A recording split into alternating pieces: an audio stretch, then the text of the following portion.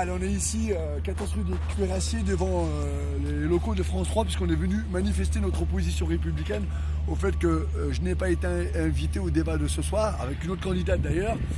Et peu importe en fait la couleur politique de cette situation, ce qui est important, c'est nos droits à l'expression, nos droits à avoir le même temps de parole, quelle que soit la taille ou l'histoire des candidats. Et d'ailleurs, légalement parlant, l'attitude de France 3 est douteuse et ils me doivent en tout cas un temps de parole. Si ce n'est pas dans le cadre de ce débat-là, ils me doivent un temps de parole. Donc c'est ce qu'on est venu obtenir ce soir avec les combattants.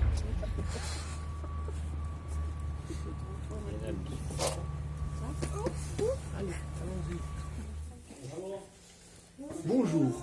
Vous n'êtes pas quelqu'un je pense, de la rédaction en chef. Pardon? Je suis responsable de sécurité. Très bien, j'ai demandé à avoir quelqu'un de la direction de France 3, s'il vous plaît. Vous avez pris rendez-vous? J'ai pas pris rendez-vous. Alors je vais vous demander de sortir. Moi, je vais vous demander de m'appeler quelqu'un de la direction. Non, on je suis va un appeler la candidat police directement. Bah écoute, appelez la police. Ouais. On est en direct Facebook Live, appelez la police si vous voulez, il n'y a pas de souci. Ah, mais c'est pas Je veux mon droit d'expression, monsieur. Je veux mon Oui, droit sur d'expression. un lieu privé. Je suis Très vraiment bien, désolé, il va après appeler la vous pouvez police. attendre dehors. Non, Il y a j'attends aucun pas dehors. souci, J'ai on demandé à ce fera que les quelqu'un de la rédaction vienne me voir, j'ai des droits. Non, bah non. Ouais, sans Que la problème. police vienne, il n'y a pas de souci. Ce que je vous dis juste, c'est que. Moi je vous dis, j'ai rien à vous dire. Que quelqu'un de la direction vienne discuter avec moi. Monsieur, il y aura si vous allez dehors. Mais c'est pas possible d'avoir quelqu'un de la direction. Non, vous n'aurez personne de la direction. Pourquoi? Mais pour l'instant, je vous demande d'aller dehors. Moi, je suis pas S'il pressé. faut, on va vous mettre dehors, c'est pas le problème. Mais je m'en fous, je vous demande de sortir, vous voulez pas m'écouter. Moi, je vous D'accord? écouter, j'ai demandé à ce que Donc, quelqu'un- et ben moi, je vous ai demandé de sortir d'un lieu privé.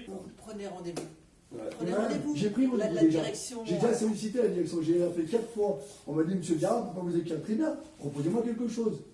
Donc aujourd'hui, on en est là. C'est pas Oui, moi bon, qui suis ça en y est. attente, madame. J'attends à ce qu'effectivement on dise, monsieur Garard, c'est votre droit de candidat à avoir un droit de parole comme les autres. Service public et vous ne pouvez pas envahir comme ça un lieu. Nous n'envahissons pas. Nous demandons un rendez-vous. Moi, j'ai autre chose à faire. Ah, bah, écoutez, si vous estimez que du coup, vous n'avez pas la parole à donner au candidat, bravo d'abord la chaîne publique.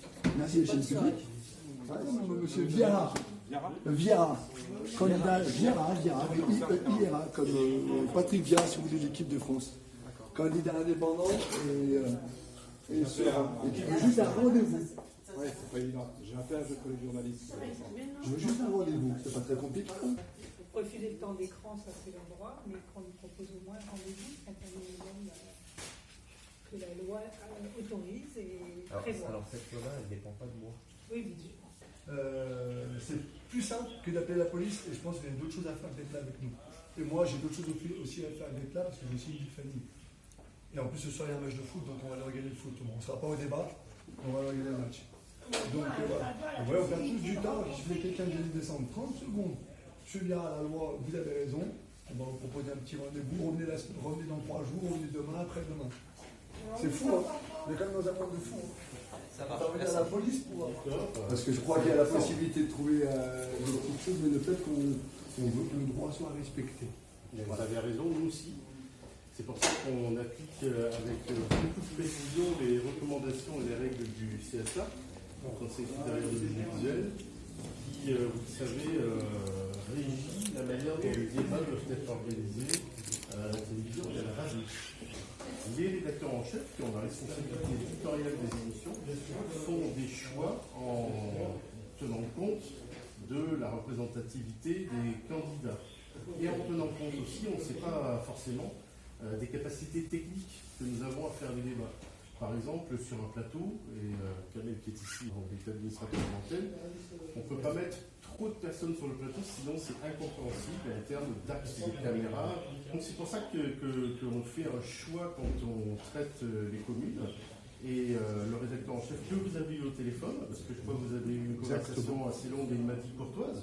Je suis quelqu'un contre toi. Est-ce que j'ai l'air d'être pas content encore? Je suis et je le serai Donc, toujours. il vous a expliqué les règles, c'est que Les règles, je les connais. Je les ai entendues avec beaucoup de plaisir, avec beaucoup de politesse. Et Et vous vous savez que si vous êtes mécontent, vous pouvez évidemment écrire au CSA. Ce qui est déjà fait, donc pour lequel j'ai déjà des réponses, c'est pour ça que je viens vous voir. Alors, Moi, j'aimerais savoir quel est le principe d'équité Alors, le principe que vous allez appliquer me concernant. Que je ne vienne pas au débat de ce soir. 6 sur 8, vous savez, je trouve que c'est limite. Ce qu'on puisse dire, 8 c'est trop nombreux, donc on prend que 6. Vous savez, il faut faire une différence entre les gens qu'on invite sur les débats dans les plateaux et les gens à qui on donne la parole et qu'on cite dans le reportage. Il y a ces deux manières différentes. Moi, j'aurais estimé ça juste qu'on me dise, monsieur Biard, ne vous invite pas ce soir. Par contre, on vous propose le 2 mars, parce que là, les élections sont déjà là.